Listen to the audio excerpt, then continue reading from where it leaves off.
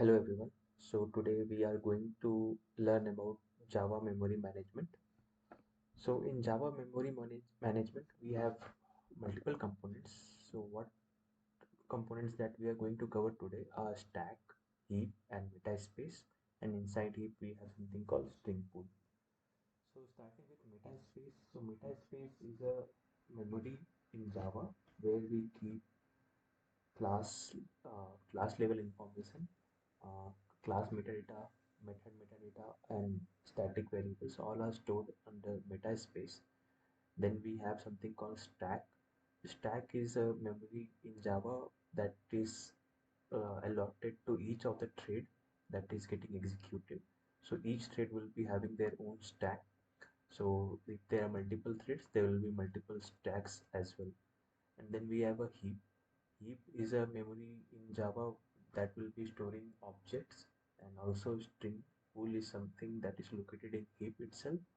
So these are the major components that are there in Java memory management. So to understand all this working, we will be taking help of a program that I have written over here, and we'll be going step by step, and we'll be looking into how it is working in the memory level with each line of code. So this particular representation is just for understanding purpose. So the address that we will be using and all these things that we will be showcasing will be for understanding purpose only. So starting with the code.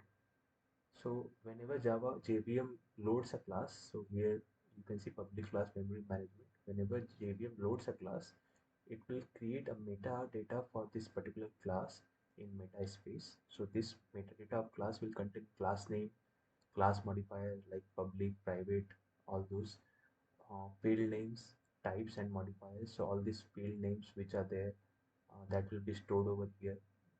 The types and names will be stored over here, not the field itself. And method metadata. So this is method. So metadata for these methods, like what is the return type, what is the modifier, all those will be stored over here. Apart from that, Java will also store static variable associated with this particular class. So here we can see there is one static variable over here, b equal to 6. So that too will be stored in metaspace. Now coming to our main method. So as we are going to execute the main method, as I mentioned, like every thread will be having a stack. So that the main thread that is executing all this code will assign a stack frame for this main method over here. So here we have first stack frame in this particular stack with which is handling the main method. So going inside this particular method, the first line of code over here is memory management OBJ. We are creating an a variable named OBJ of memory management type, and then we are doing new memory management. So we are creating an object, and we are updating this object variable to that reference of this particular object address. So let us see like how it is working in um, memory side. So it will create an object of this memory management class. So this memory management class is having one instance variable a, and then we have a instant method also over here, first method. So it will create an object in heap of type memory management with instance variable a equal to 5 and this first method in it. So it has created that, and it has having a particular address in the heap. So this address is a random value, and it is just to identify this particular where we are storing this particular object. And since we are like we are storing this in obj, so in stack we will be updating the value for obj to the address where we are storing this particular object. So we are not directly storing the value of this particular object in stack to obj. We are just storing the address in the heap where this object is created. So this is how non-primitive data types are stored in stack. They are not directly stored, they are just referred in stack, and the real object is created in the heap, and we provide that address to the stack. So here obj is referring to this particular address, and in this particular address the object is created. Now coming to the next step, that is, so this is for just understanding purpose. This is referring to this particular object. Now coming to the next line, which is object dot first method. So here we are invoking the first method of instance method of memory management class. So from here we are going to get navigated to the first method. As soon as we are getting navigated to the first method, JVM will create another stack frame on top of stack frame ones, because stack frame one is still going on. So we are creating, like Java will create a stack frame 2 for first method. So this method, it has created one more stack frame over here, and in that, coming to the first line here, what we are doing, we are creating a variable j of type string, and we are passing a string literal. So as we know, the string literal is stored in heap, but not in anywhere in heap, but it will be stored in string pool. So in string pool, address, in a particular address, a value will be stored. So I am passing the value as Piyush. So it is getting stored in this particular format in string pool, and then we are using j as a reference variable. So j is referring to the address where this value is stored, but this is in string pool, that we need to remember. Now the next line, so it is again to indicate like we are storing this address for this particular location in our string pool. Now coming to the next line, which is k equal to use. So here again we are creating a variable k of type string, and we are passing a string value, string literal, which is again use. So Java will do first thing that Java will do is to check in string pool whether this use already exists or not. If it exists, it will not create a new object in string pool. It will just refer it to the same address. So that is something that is unique for string only. For other objects, this will not be. This is not how it works. But only for string, Java maintains a string pool, and whenever we create a new new reference variable, it will check whether that string literal is already present there or not. So here it is already present, so it will directly create a in the stack, it will create a variable k, and it will allocate the same address that was present for the previous one, because the Piyush is already existing in string pool, and it will refer to the same address. So that way you can see over here j and k both are having same reference to an object in heap or in string pool, and they are referring to the same thing, and the value is Piyush. So this is how string is managed in Java memory management.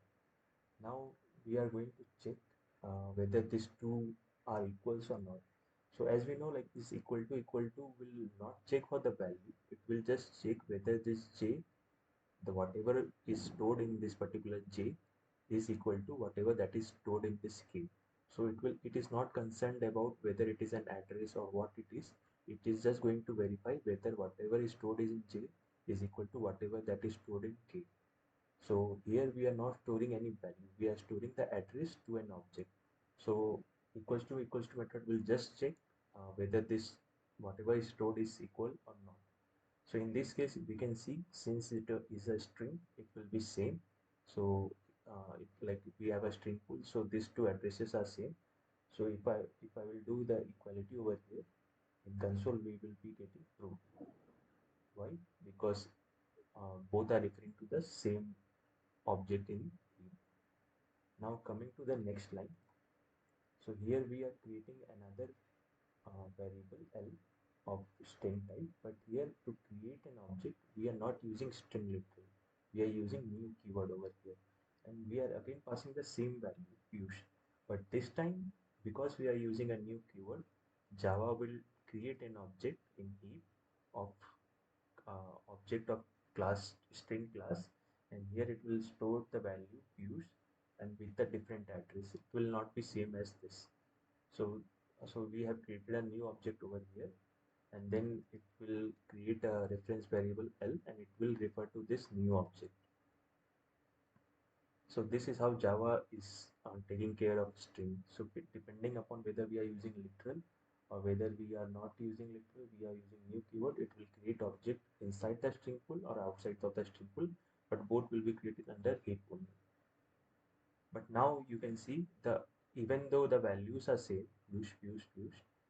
the j and k are referring to the same one because they were initiated using literals, but the L is initiated using a new keyword. So this particular variable is not pointing to the same address, it is pointing the new object that was created. So if we do equals to now for k and L, we will not get true, we will be getting false, because as I said, equals to will only check whether the values that is stored in k and L are equal or not. It will not take into consideration whether whatever is stored in k and L is a reference to an object that is present in the heap. It will just be concerned about whatever is stored in k, it will check for that. So what is stored in k? It is storing the address of a heap, and L is also doing that, but those are different now. So it will give us in console false result. So this was all about strings. Now coming to the last step. So here, instead of doing equals to, we will be using equals method, dot equals method. Here the scenario is different. Unlike equals to method, equals method in string class will check the value, like what is the value that is stored, and not whatever is stored in this particular k and L reference variable. So this equals to method will check if k is referring to address in heap, it will check what is the value it is storing. So it is Piyush, and again it will check for L what is the object that it is referring to and what is the value of that particular object. So it is Piyush over here again. So this method will give us true because both are having same value. They both are referring to the same value. So that's why we are getting true over here. Now coming to the next line. So here it is a primitive data type that we are creating reference variable of.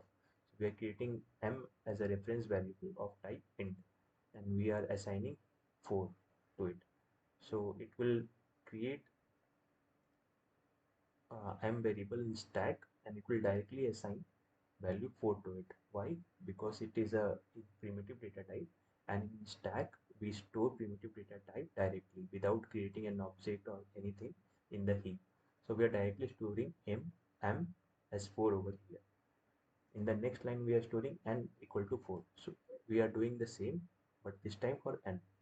So now we can see m is referring m value is 4 and value is 4. So when we will be doing equals to over here, it will check what is stored in m, it will be 4, and what is stored in n, it will be 4. So in this case we will again get 2. So one thing to pay attention to over here is equals to method for primitive data type will check the values. Why? Because for primitive data type we are storing the values directly to the variable that we are creating. But for uh, non-primitive non-primitive data types or objects, we are not doing that. We are assigning a reference to the address where object is created to that particular variable. So when we do equals to, it will check the address only, and that if that those addresses are same, it will return true. If addresses are not same, it will return false. But in primitive data types, it will check the values whether those two variables are referring whether those two variables are having same values or not. So this was all about Java memory management. So now after we are done with all this uh, all this line of code and the first method, we will reach to the end. And once we are coming out of this first method, all the stack frame related to this first method is, you can see, is no longer there. So that is because we are this is a stack, and stacks follows first in first out principle. So sorry, last in first out principle. So this first method was the last stack frame to come over here. So when it gets over, it is taken out first. So now we are done with first method, and now we are in the end of the main method. And if we proceed further, so that main method stack frame is also gone now. So now stack is empty and we have objects and string pool present over here. So this two will be removed. One garbage collector will be running in heap. So whichever objects which are not being referred in stack will be removed from here, and then will be like the garbage collector will help us to clear space in heap as well. So that was all for Java memory management. Thank you.